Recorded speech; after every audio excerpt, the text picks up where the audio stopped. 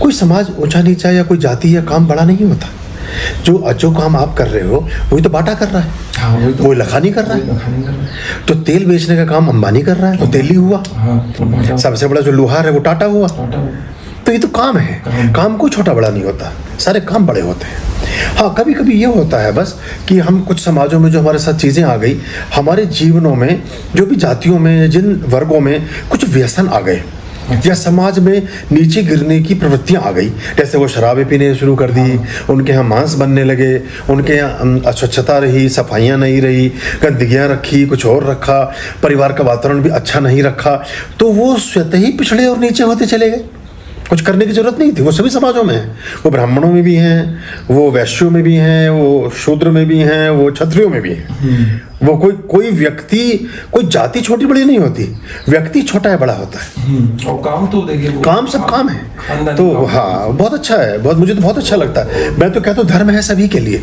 और मैं जो तबका अब उपेक्षित और वंचित और शोषित है, और जो दलित तबका है जो बहुत पीछे पिछड़े कहीं रह गए हैं, ये मेरी पहली प्रायोरिटी पर है। अच्छा, इनको भी पहली प्राथमिकता में रखता हूँ।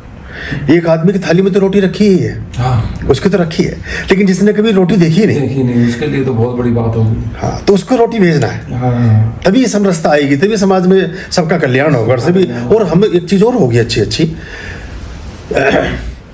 आपके जीवन में बदलाव आएगा, जीवन शैली में बदलाव आएगा, वहां से संस्कार निर्मित होंगे।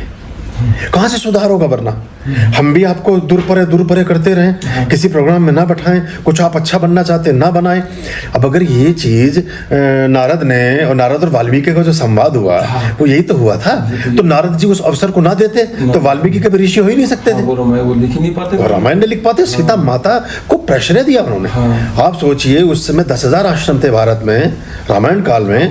उन्हीं के आश्रम में क्यों जाना उन्होंने उचित समझा? एक ही आश्रम चुना। वशिष्ठ का आश्रम था, विश्वामित्र का आश्रम था, बहुत सारे आश्रम थे, और जो उनके पूर्व परिचित पारिवारिक आश्रम थे, और उनसे बड़े बड़े गुरु के थे, उनसे बड़े गुरुओं के थे।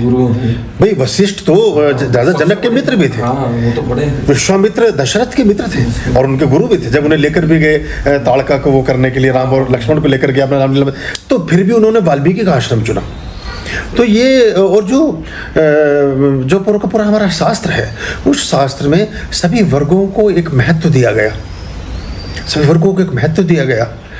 आपके रामपी की जो पानी होता है, रामपी के पानी से ही नई आई हुई दुल्हन का सत्कार किया जाता है।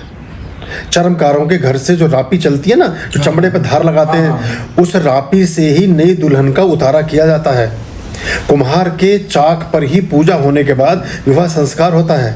जो धोबी और नाई हैं, इनके यहाँ से, कहारों के यहाँ से पानी मटके में भरने के बाद ही उसके संस्कार की तरफ व्यवस्था की जाती है।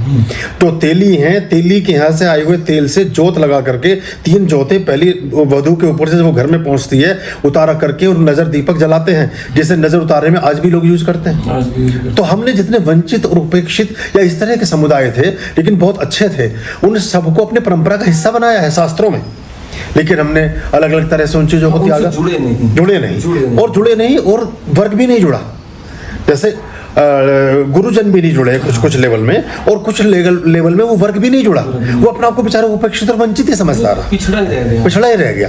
और जब तक वो पूजा पाठ नहीं करेंगे, जब तक वो ईश्वर के सन्मार्ग पर नहीं आएंगे, तो उनका आचरण शुद्ध नहीं होगा, उनका खान पान ठीक नहीं होगा, जीवन शैली अच्छी नहीं होगी, घर में स्वच्छता और शांति नहीं आएगी। और जब ये सब तत्व नहीं आएंगे तो परमात्मा ही कैसे आएगा? और जब परमात्मा नहीं आएगा तो समृद्धि और ये खुशहाली और धन वैभव कैसे आएगा? अभया